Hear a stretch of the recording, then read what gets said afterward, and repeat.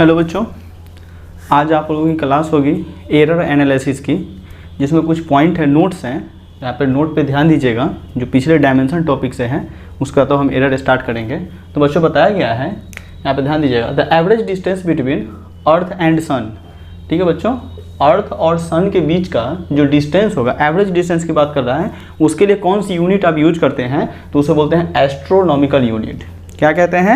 Astronomical unit. इसकी value क्या होती है हम पिछले क्लास में बताए थे, लेंथ में 1.5 × 10⁻11 मीटर। एस्ट्रोनॉमिकल यूनिट की क्या वैल्यू बताए थे? 1.5 × 10⁻11 मीटर। तो अर्थ और सन के बीच का जो एवरेज डिस्टेंस होगा उसे क्या कहते हैं? एस्ट्रोनॉमिकल यूनिट के नाम से जाना जाता है। आप एक बार स्क्रीनशॉट ले लीजिए, इसको ले लीजिए, फिर समझाने बनेगा, क्योंकि इसमें बहुत सारी चीज़ लिख देंगे तो फिर बहुत दिक्कत होगा। ले लीजिए इसको, ठीक है बच्चों। तो अर्थ और सन के बीच के एवरेज डिस्टेंस को क्या कहते हैं? Astronomical unit. इसकी वैल्यू क्या होती है? 1.5 × 10⁻11 मीटर होती है। ठीक है बच्चों। अब कह रहा है the distance travel by light in 1 year. अगर लाइट के द्वारा 1 ईयर में अगर डिस्टेंस को ट्रेवल किया जाता है तो उसे क्या कहते हैं? 1 लाइट ईयर। क्या कहते हैं? 1 लाइट ईयर। कोई पूछेगा 1 लाइट ईयर क्या किसे कहते हैं? द डिस्टेंस, लाइट के द्वारा जो डिस्टेंस ट्रेवल किया जाएगा उसे क्या कहते हैं? 1 लाइट ईयर। इसकी वैल्यू क्या होती है बताइए? 9.45 10⁻, क्या कहेंगे? 15 मीटर। आप याद किए होइएगा, पढ़ा चुके हैं। 9.45 लेंथ में बताए थे कि पार्टिकल यूनिट्स में लाइट ईयर की वैल्यू कितनी होती है? 9.45 10⁻15 मीटर। ठीक है बच्चों, तो ये दो नोट्स था, आप यहाँ पे लिख लिए होइएगा। अब हम एक टॉपिक पढ़ेंगे जिसका नाम है मेजरमेंट ऑफ लेंथ। क्या है? Measurement of length. आप लेंथ को किस तरह से मेजरमेंट करते हैं? तो हमारे पास में 2 मेथड है लेंथ को मेजरमेंट करने का। एक को बोलते हैं डायरेक्ट और दूसरे को बोलते हैं इनडायरेक्ट। पढ़ना है टॉपिक में, एक डायरेक्ट मेथड है, दूसरा क्या है? इनडायरेक्ट मेथड है। डायरेक्ट मेथड में क्या करते हैं हम? डायरेक्टली किसी चीज़ को मेजरमेंट कैसे करते हैं? इंस्ट्रूमेंट के द्वारा। डायरेक्टली कैसे करते हैं? इंस्ट्रूमेंट। जैसे आपको कोई बोल रहा है कुछ मेजरमेंट करने के लिए कह रहा है, जैसे देखिए ना, इस बोर्ड की लेंथ को मेजरमेंट करना है, कैसे कीजिएगा? तो आप क्या कीजिएगा, एक इंस्ट्रूमेंट लाइएगा और यहाँ पे 1 पे डालिएगा और यहाँ 1 से 3 मीटर, यानी 3 मीटर की अगर इसकी लेंथ होगी तो 3 मीटर। अगर इसकी चौड़ाई की बात करेगा 5 मीटर होगा तो यहाँ लगाइएगा और यहाँ से मेजर कर लिए तो 5 मीटर। ठीक है बच्चों। तो जिस चीज़ का मेजरमेंट हम डायरेक्टली करते हैं इंस्ट्रूमेंट के द्वारा उसे बोलते हैं direct method of measurement of length. क्या कहते हैं? Direct method of measurement of length, जो कि कैसे होगा? डायरेक्टली इंस्ट्रूमेंट के द्वारा होगा। तो यहाँ पे लिखा हुआ है डायरेक्ट मेथड। हमारे पास में 2 मेथड है। कितने मेथड है? 2 मेथड है लेंथ को मेजरमेंट करने का। पहला क्या है? डायरेक्ट। इसमें बोलते हैं कि किसी भी क्वांटिटी को अगर मेजरमेंट करना है तो कैसे करेंगे? डायरेक्टली इंस्ट्रूमेंट के द्वारा। अगर किसी क्वांटिटी को, जैसे क्वांटिटी कहने का मतलब क्या है? लेंथ, मास, टाइम, वेलोसिटी, ये सब क्या है? कोई ना कोई फिजिकल क्वांटिटी है, इसे ही तो हम मेजर करते हैं। तो अगर इंस्ट्रूमेंट के द्वारा अगर किसी क्वांटिटी को मेजर किया जाएगा, जैसे लेंथ किसी चीज़ का बताना है, किसी चीज़ का मास बताना है, नहीं तो इंस्ट्रूमेंट हम यूज करते हैं। मास के लिए क्या इंस्ट्रूमेंट करेंगे? वेटिंग मशीन होता है ना मास को मेजरमेंट करने के लिए बच्चों। ठीक है, तो ये हो गया डायरेक्ट मेजरमेंट हो गया लेंथ का। ठीक है। अब कह रहा है एक इनडायरेक्ट मेजरमेंट है। इनडायरेक्ट में क्या कहते हैं? इनडायरेक्ट मेथड में कहते हैं कि मुझे क्या करना है, कुछ अनदर क्वांटिटी दी गई है, कुछ दूसरे क्वांटिटी दी गई है, जिसको क्या करना है? इनडायरेक्ट मेथड से मेजरमेंट करना है।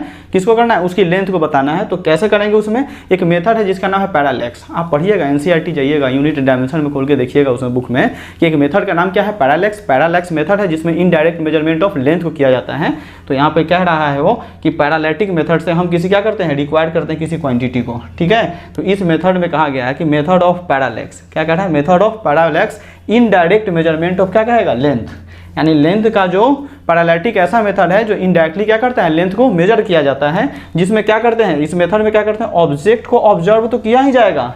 कहाँ किया जाएगा? 2 पॉइंट, याद रखिएगा। इसमें ऑब्जेक्ट को कहाँ ऑब्जर्व करते हैं? 2 पॉइंट के बीच में। हमेशा ऑब्जेक्ट ऑब्जर्व कहाँ किया जाएगा? 2 पॉइंट के बीच में। और दोनों पॉइंट के बीच का जो एंगल होगा ना उसे बोलते हैं पैरालैटिक एंगल। क्या कहते हैं? पैरालैटिक एंगल कहते हैं। यहाँ पे कह रहा है कि the angle between different direction यानी पॉइंट के बीच में तो डायरेक्शन देखा जाएगा ना, एक पॉइंट ए है, दूसरा पॉइंट बताते हैं। तो क्या the angle between different direction is called क्या कहेंगे? पैरालैटिक एंगल। और डिस्टेंस बिटवीन 2 पॉइंट, वो दोनों पॉइंट के बीच के डिस्टेंस को क्या कहते हैं? बेसिस के नाम से जाना जाता है, बेसिस। ठीक है बच्चों, फिर से एक बार ध्यान दीजिएगा। इनडायरेक्ट मेजरमेंट ऑफ क्या होता है? लेंथ के लिए अगर बात करेंगे तो इसमें क्या किया जाता है? किसी क्वांटिटी को अगर मेजर करना है, दी गई क्वांटिटी रिक्वायर्ड करना है, मुझे किसी क्वांटिटी को मेजरमेंट करना है, तो किसी दूसरे क्वांटिटी के द्वारा क्या करते हैं? अनदर क्वांटिटी के द्वारा क्या करते हैं? मेजरमेंट किया जाता है। जिसमें हम क्या करते हैं? एक मेथड देखा जाता है लेंथ को मेजरमेंट करने का इनडायरेक्ट मेथड मेजर में। उस मेथड का नाम क्या है? पैरालैक्स है। और पैरालैक्स में हमेशा हम क्या करते हैं? ऑब्जेक्ट को क्या करते हैं? 2 पॉइंट के बीच में क्या करते हैं? ऑब्जर्व करते हैं। पैरालैटिक मेथड में ऑब्जेक्ट को कितने पॉइंट के बीच ऑब्जर्व करते हैं, 2 पॉइंट के बीच ऑब्जर्व करते हैं। और वो बताया गया है कि दोनों पॉइंट के बीच का जो डिस्टेंस है उसे क्या कहते हैं, बेसिस कहते हैं। और दोनों पॉइंट के माने 2 पॉइंट के बीच जब ऑब्जेक्ट ऑब्जर्व किए हैं तो डिफरेंट डायरेक्शन में जो एंगल डिसाइड किया जाएगा उसे क्या कहते हैं, पैरालैटिक एंगल कहा जाता है। बच्चों तो आप समझ गए होंगे। अब यहाँ ध्यान दीजिएगा, देखिए ये 2 पॉइंट है, एक पॉइंट का नाम ए है और दूसरे पॉइंट का नाम क्या है, बी है। ये दोनों पॉइंट के बीच में हमने क्या किया, किसी ऑब्जेक्ट को ऑब्जर्व किया है। दोनों पॉइंट के बीच का जो एंगल है ना, इसी को बोलते हैं पैरालैटिक एंगल। क्या कहते हैं इसको, थीटा क्या कहेंगे, पैरालैटिक एंगल। ये क्या है, थीटा क्या है, पैरालैटिक एंगल है बच्चों। तो हमारे पास में क्या कह रहा है कि अगर 2 ऑब्जेक्ट को कहाँ ऑब्जर्व करना है, 2 पॉइंट के बीच में डिफरेंट डायरेक्शन में, यानी ये देखिए सी, ये भी सी के पास पहुंच रहा है, बी भी क्या जाएगा ऐसे सी के पास, और ये दोनों डिस्टेंस क्या होगा, इक्वल हो जाएगा। तो आपसे पूछेगा कि थीटा बराबर क्या हो जाएगा, यहाँ पर तो क्या बताइएगा, थीटा बराबर हो जाएगा बी बाई डी। थीटा बराबर क्या हो जाएगा, बी बाई डी। ये याद कर लीजिएगा, थीटा बराबर क्या होगा, बी बाई डी। और अगर यहीं से पूछ दे डी बराबर क्या हो जाएगा, तब क्या कहिएगा, डी बराबर क्या हो जाएगा, तो क्रॉस मल्टीप्लाई कीजिए ना, डी बराबर हो जाएगा बी बाई थीटा। डी बराबर क्या हो जाएगा, बी बाई थीटा। अगर एंगल पूछ दे कि पैरालैटिक एंगल कैसे बताइएगा, तो यहाँ पर देखिए थीटा बराबर क्या हो जाएगा, बी बेसिस, और ये डिस्टेंस ट्रेवल कर रहा है ना, वो यहाँ से यहाँ के बीच का डिस्टेंस, अगर यहाँ से यहाँ डी होगा तो ये डिस्टेंस भी क्या होगा, डी होगा, क्योंकि इक्वलेटरल ट्रायंगल है, दोनों साइड का डिस्टेंस क्या होता है, इक्वल होता है। तो आप देख रहे हैं, और इक्वलेटरल ट्रायंगल में क्या होता है, ये 60 ये 60 ये 60, तो टोटल एंगल कितना का, 180 का होता है बच्चों। तो यहाँ पे थीटा का अगर वैल्यू कोई पूछ दे आपसे कि पैरालैटिक एंगल का वैल्यू क्या होता है, बी बाई डी। बी क्या है, बेसिस है, और डी क्या है, डिस्टेंस है, जो डिफरेंट डायरेक्शन में जो एंगल बना रहा था पैरालैटिक एंगल, उसका डिस्टेंस डी दिया गया है। और यहाँ से डी बराबर कोई पूछेगा तब क्या कहिएगा, बी बाई क्या हो जाएगा, थीटा हो जाएगा बच्चों। तो आप इसे नोट कीजिए। हाँ, ये कब लिखिएगा, लिखिएगा नोट में, नोट में क्या लिखिएगा, in this case all distance should be measure from all the points are equal, कहिएगा, इसमें कहिएगा, हम लिख देते हैं बच्चों, यहाँ ध्यान दीजिएगा, लिख लीजिए इसको स्क्रीनशॉट ले लीजिए। अब ये लिखते हैं इसके लिए, बी बाई थीटा और ये डी बराबर बी बाई थीटा कब होगा, यानी थीटा बराबर बी बाई डी और डी बराबर बी बाई थीटा कब होगा, तो इसको लिखते हैं बच्चों। यहाँ पे ध्यान दीजिए, ये कह रहा है if distances are equal from all the points. अभी जो हमने फिगर ड्रॉ किया था ना, ये ध्यान दीजिए यहाँ पे, ये देखिए, ये क्या था, ए, और ये क्या था, बी, इसको बोलते हैं बेसिस, ये सी, एंगल क्या था, थीटा, और ये डी डिस्टेंस, और ये भी डिस्टेंस डी। तो बच्चों यहाँ पे कह रहा है कि if distances are equal from all the points, मतलब ये सी का देखिए, ए से सी डी डिस्टेंस है, और बी से सी ये भी क्या है, डी डिस्टेंस है बच्चों। तो अगर डिस्टेंस हमारा क्या हो जाएगा, इक्वल हो जाएगा, डिस्टेंस क्या हो जाएगा, इक्वल। सारे पॉइंट्स अगर डिस्टेंस इक्वल होता है, हमने 2 पॉइंट ही तो ऑब्जर्व किया है, एक ए और दूसरा बी, और सी का डिस्टेंस ए से भी डी हो जाए और बी से भी क्या हो जाए, डी हो जाएगा सी का डिस्टेंस। तो डिस्टेंस अगर सारे पॉइंट का इक्वल होता है तभी हम ये फॉर्मूला याद करेंगे। याद कीजिएगा, ये एंगल थीटा जो निकालेंगे, पैरालैटिक एंगल निकालेंगे, वो क्या होगा, बी बाई थीटा, और डी बराबर क्या हो जाएगा, बी बाई थीटा, मतलब बी बाई, ये क्या है, थीटा बराबर बी बाई डी, और डी बराबर क्या हो जाएगा, बी बाई थीटा। ठीक है बच्चों, तो याद रखिएगा कि पैरालैटिक एंगल जब भी आपसे पूछेगा कि पैरालैटिक एंगल को कब डिफाइंड किया जाएगा बच्चों, तो आप याद रखिएगा कि जो पॉइंट को हम ऑब्जर्व कर रहे हैं ना, उससे डिस्टेंस क्या होना चाहिए, इक्वल होना चाहिए, उससे डिस्टेंस क्या होना चाहिए, इक्वल होना चाहिए। ठीक है। हाँ, अगर डिस्टेंस इक्वल नहीं होगा तब क्या होगा, तो लिखा हुआ if distances are not equal. अगर हमारा डिस्टेंस यहाँ से यहाँ यानी ए से सी का डिस्टेंस इक्वल नहीं होगा, या फिर बी से सी का डिस्टेंस अगर इक्वल नहीं होता है, तब उस स्थिति में हम क्या करेंगे, कैसे थीटा को सॉल्व करेंगे, ट्रिगोनोमेट्री। कैसे करेंगे, ट्रिगोनोमेट्री। ट्रिगोनोमेट्री में कौन होता है, sine theta, cos theta, tan theta, ये सब क्या करता है, एंगल के साथ साथ क्या बताएगा, डायरेक्शन को भी डिफाइन करता है बच्चों। तो ठीक है, आप समझ गए होंगे कि अगर हमारे पास जो 2 पॉइंट को ऑब्जर्व किया गया था, उसमें अगर दोनों पॉइंट से अगर डिस्टेंस क्या हो जाए, इक्वल हो जाए, तब उस समय पैरालैटिक एंगल कैसे डिफाइन करेंगे, थीटा बराबर बी बाई डी, और डी बराबर क्या हो जाएगा, बी बाई थीटा। ठीक है बच्चों, समझ गए होंगे। डिस्टेंस इक्वल नहीं होगा तो कैसे सॉल्व करेंगे, ट्रिगोनोमेट्री से। हम बात करेंगे एरर एनालिसिस। यहाँ से एक आपका जो टॉपिक शुरू हो रहा है वो क्या नाम है, एरर एनालिसिस है। तो एरर का मतलब क्या होता है, गलती। आप जब भी एरर देखते हैं, जैसे फ़ोन चलाते हैं, नेटवर्क नहीं रहता है तो क्या लिखता है, एरर कनेक्शन, या फिर आपके नेट पैक खत्म हो गए हैं फ़ोन में तो फिर भी क्या लिखते हैं, एरर लिखते हैं। दूसरे से फिजिक्स में एरर एनालिसिस, एरर कहाँ देखी जाएगी, डिजिट में। ये कह रहा है कि एरर सिग्निफिकेंट डिजिट, एरर में क्या पढ़ेंगे हम सबसे पहले, सिग्निफिकेंट डिजिट के बारे में। सिग्निफिकेंट का नाम सिग्निफिकेंट फिगर भी होता है, आप सिग्निफिकेंट डिजिट कहिए, सिग्निफिकेंट फिगर कहिए बच्चों। तो एरर क्या है, the digit certain and uncertain of क्या कह रहा है, मेजरमेंट, आर कॉल क्या कहेंगे, सिग्निफिकेंट डिजिट। कह रहा है कि वैसी डिजिट जिसका मेजरमेंट क्या हो, सर्टेन भी हो और अनसर्टेन भी, वो क्या कहलाती है, सिग्निफिकेंट। जैसे आप जाते हैं शॉप में और बोलते हैं मुझे 5 मीटर की रस्सी चाहिए, 5 मीटर का वायर चाहिए, नहीं किसी दुकान में आप गए, शॉप में गए, बोल रहे हैं क्या है 5 मीटर का कोई वायर चाहिए, तो 5 मीटर क्या है, वो सर्टेन है, वो तुरंत क्या करेगा, दुकान वाला एक इंस्ट्रूमेंट लेगा, मेजर करके आपको दे देगा। लेकिन अगर वहीं कोई कह रहे हैं 5 लाख मीटर की मुझे वायर चाहिए, अब वो क्या करेगा, अनसर्टेनिटी को बताएगा। वो किसे बताएगा, अनसर्टेनिटी, संभव पॉसिबिलिटी है वो करके दे सकते, लेकिन एट रेंडमली अगर मांगिएगा 5 लाख मीटर का वायर चाहिए, वो कहाँ से देगा भाई, बताइए। नहीं, तो सिग्निफिकेंट क्या है, वो सर्टेन को ही मेजर करता है और अनसर्टेन को ही मेजर करता है। कभी आप देखते हैं ना फोन में नेटवर्क रहता है, स्ट्रॉन्ग रहता है तो एरर नहीं लिखता है, फिर कभी एरर लिखता है, फिर नेट चलने लगता है, फिर एरर, फिर चलने लगता है। तो वहाँ पे क्या होता है कि एक सर्टेन वैल्यू को भी वो सेलेक्ट करता है और फिर कभी कभी अनसर्टेनिटी को भी मेजर करने लगता है। तो सर्टेन जब रहता है तो हमारा ठीक ठाक नेट चलता है, जब अनसर्टेन हो जाता है तो फिर नहीं चल पाता है बच्चों। तो क्या है, सिग्निफिकेंट डिजिट किसे बोलते हैं, जो सर्टेन मेजरमेंट भी करता है और अनसर्टेन मेजरमेंट भी करता है। ठीक है बच्चों, अब आगे यहाँ पे हाँ ये क्या है, लास्ट डिजिट अगर अगर से कोई लिख रखा है 1 to 5, तो यहाँ पे अगर लास्ट में अगर 5 का सिर्फ मेजरमेंट किया जाएगा तो क्या 1 to 5 होगा। अगर कोई आपसे पूछता है कि 125 में सिर्फ 5 का मेजरमेंट करके 125 संभव पॉसिबिलिटी है, ये पॉसिबल नहीं है। तो वो कह रहा है कि लास्ट डिजिट का अगर मेजरमेंट किया जाएगा तो वो किसे बताएगा, अनसर्टेनिटी को बताएगा।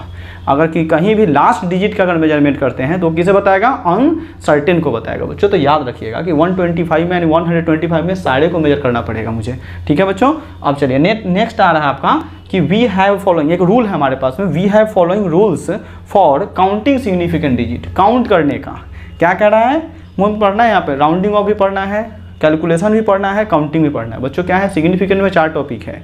एक का नाम क्या है, सबसे पहले आप पढ़ें rules for counting significant digit, उसके बाद पढ़ेंगे रूल्स फॉर कैलकुलेशन और आखिरी बचेगा रूल्स फॉर राउंडिंग ऑफ बच्चों। ठीक है, तो rules for counting significant digit में क्या कहेंगे, पहला रूल मेरा कह रहा है all non zero digits are significant, यानी जीरो को छोड़ के सारे को क्या कर सकते हैं, मेजरमेंट किया जा सकता है। जैसे 5 मेजरमेंट कर सकता है, आप कोई बोल दे 0 1 2, तो इसमें 0 को मुझे मेजर नहीं करना है, 0 छोड़ के हाँ 1 2 मेजर कर सकता है। कोई जाके ऐसे बोलता है क्या 0 1 2 मीटर का वायर दीजिए, कोई ऐसा बोलता है क्या। तो बच्चों क्या है, 0 के छोड़ के जितनी सारी डिजिट होगी सबके सब क्या है, सिग्निफिकेंट है, सबके सब क्या है, सिग्निफिकेंट डिजिट है। तो बोल रहा है कि ऑल नॉन जीरो यानी 0 छोड़ के जितनी सारी डिजिट हो सब क्या है, सिग्निफिकेंट है। ठीक है बच्चों, फिर स्क्रीनशॉट लीजिएगा, यहाँ से लिखते रहिएगा कॉपी में।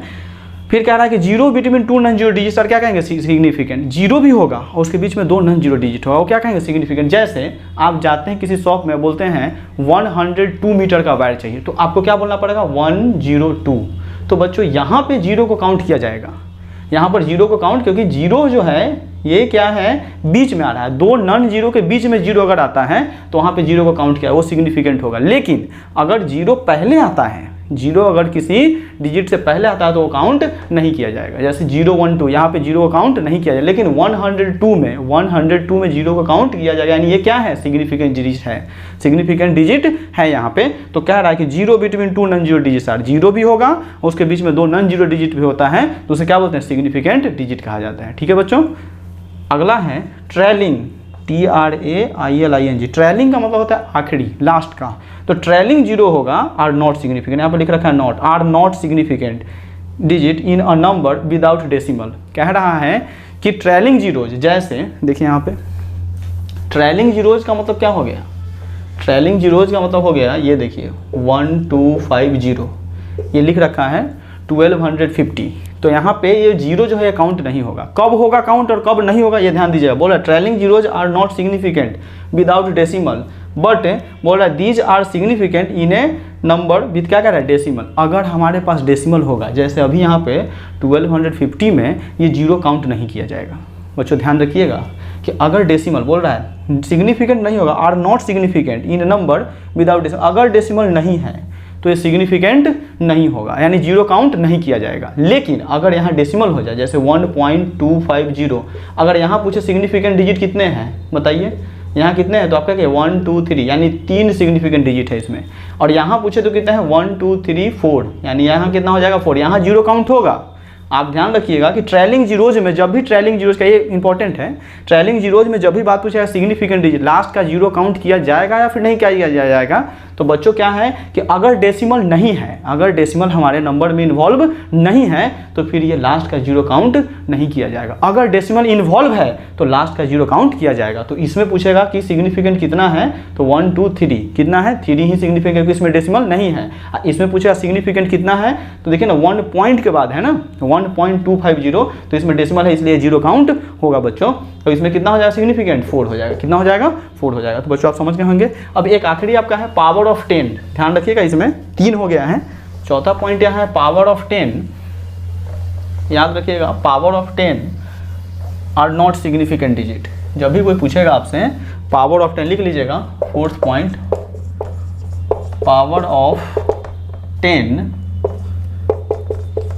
Are not significant digit. ठीक है बच्चों, शॉर्ट में लिखते हैं सिग्निफिकेंट डिजिट को ST लिखा है, power of 10 are not significant. जैसे कहीं लिखा रहे 5 × 10 के पावर 2, तो यहाँ पे क्या है, ये इसमें सिग्निफिकेंट कितना है, SD पूछेगा कितना है, तो आप क्या कहिएगा 1, सिर्फ 5 है, क्योंकि 10 के पावर जो होता है ना वो सिग्निफिकेंट नहीं होता है, वो सिग्निफिकेंट डिजिट में उसको काउंट नहीं किया जाता है। रूल्स है ये, कैलकुलस का है, काउंटिंग का क्या है, रूल्स है यहाँ पे, रूल्स फॉर काउंटिंग में कि पावर ऑफ 10 को हम सिग्निफिकेंट डिजिट नहीं कहते हैं। ठीक है, प्योर नंबर्स आप एक और याद कर लीजिएगा, pure numbers have infinite significant digit, लिख लीजिएगा प्योर नंबर्स,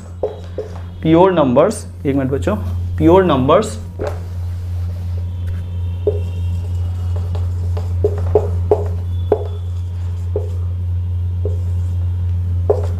लिखा हुआ है, प्योर नंबर्स हैव इनफाइनाइट, ये सिंबल है इनफाइनाइट का, इनफाइनाइट सिग्निफिकेंट डिजिट। ठीक है बच्चों, प्योर नंबर जैसे पाई हो गया, ये प्योर नंबर्स है, इसका क्या होगा, इनफाइनाइट सिग्निफिकेंट डिजिट होगा। तो पाई लिखा रहता, वैल्यू लिखा रहता तो कुछ और ही हो जाएगा। तो जब प्योर नंबर्स है क्या कहेंगे, इनफाइनाइट सिग्निफिकेंट डिजिट। बच्चों समझ गए होंगे। अब कहीं लिखा है 0 0 1 2 5, तो यहाँ पे कितना सिग्निफिकेंट डिजिट है, 3, 1 2 3, ये तीनों को मेजर कर सकते हैं, 1 को भी मेजर करते हैं, 2 को भी करते हैं, 3 को, यानी प्रीवियस जीरो भी आएगा वो भी क्या होगा, सिग्निफिकेंट नहीं होगा। आज सिर्फ आपको बता चुका है कि जीरो को छोड़ के जितनी सारी डिजिट हो सबके सब क्या है, सिग्निफिकेंट डिजिट है। ठीक है बच्चों, तो एक हमारा रूल्स है, रूल्स फॉर कैलकुलेशन। बच्चों ध्यान दीजिएगा, रूल्स फॉर क्या है, कैलकुलेशन। इसमें कह रहा है कि फॉर सिग्निफिकेंट डिजिट, कह रहा है for significant digit we use following rules of mathematical operation. The result of addition and subtraction is reported to minimum number of decimal places.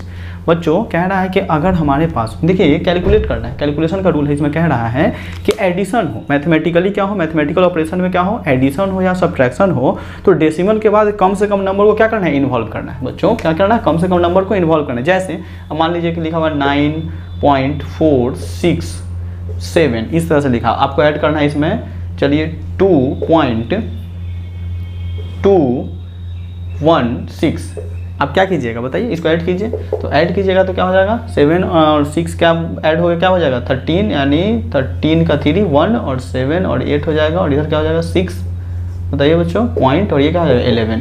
तो बच्चों ये क्या करना है ना, 11.6883 आ गया है, तो क्या करना है, कम से कम हम राउंडिंग, इसके बाद क्या पढ़ेंगे, रूल्स फॉर राउंडिंग ऑफ। तो राउंडिंग ऑफ में क्या होता है कि अगर डेसिमल के बाद का अगर कोई डिजिट 5 से ज़्यादा है तो पहले वाले में क्या करते हैं, ऐड कर देते हैं बच्चों। तो ये देखिए 8 क्या है, 5 से ज़्यादा है, तो यहाँ पे एक पहले वाले में क्या करें, ऐड करेंगे, तो 11 पॉइंट क्या हो जाएगा 7, यानी 6 में ऐड हुआ तो क्या हो 7। तो आपको यही करना है कि जब भी क्या करना है, एडिशन हो, क्या हो, एडिशन हो या फिर सब्ट्रैक्शन हो, तो डेसिमल के बाद कम से कम नंबर को इन्वॉल्व करना है। इस चीज़ को याद रखिएगा, कैलकुलेशन के रूल में यही कहना है, सिग्निफिकेंट में कम से कम। देखिए यहाँ पे एडिशन हम किए, कितना आया था, 11.683 आया था बच्चों। तो यहाँ पे करना क्या है कि जब भी राउंडिंग ऑफ के रूल जब पढ़ेंगे तभी अप्लाई कर पाइएगा यहाँ पे। तो पहले अगर पॉइंट डेसिमल के बाद का कोई डिजिट अगर 5 से ज़्यादा है तो पहले वाले में क्या करते हैं, ऐड करते हैं, तो क्या हो जाएगा 11 पॉइंट क्या हो जाएगा 7 हो जाएगा बच्चों। तो यहाँ पे एडिशन और सिर्फ सब्ट्रैक्शन के लिए। ठीक है बच्चों, अब आ गया वही काम फिर यहाँ करना है। दूसरा रूल क्या रहा है, मल्टीप्लाई। क्या कह रहा है, मल्टीप्लाई और डिवीजन के लिए भी सेम कंडीशन वही रहेगा। किसी चीज़ को मल्टीप्लाई करते हैं, डेसिमल के बाद अगर कोई डिजिट 5 से ज़्यादा होता है तो पहले वाले में ऐड करके कम से कम नंबर को क्या करना है, आपको इन्वॉल्व करना है, कम से कम नंबर को इन्वॉल्व करना है, वही सिग्निफिकेंट को डिसाइड करेगा। बच्चों अगली क्लास में आपका एक बच गया है रूल्स फॉर, क्या कहेंगे, राउंडिंग ऑफ। रूल्स फॉर क्या बच गया, राउंडिंग ऑफ। तो नेक्स्ट क्लास में और फिर हम क्वेश्चन देखेंगे उस क्लास में, क्वेश्चन से क्वेश्चन कैसे पूछा जाएगा। तो आप क्या क्या पढ़ें एक बार फिर से याद कराइए। आप पढ़ें एरर एनालिसिस, एरर एनालिसिस में क्या पढ़ें, सिग्निफिकेंट डिजिट के बारे में पढ़े हैं।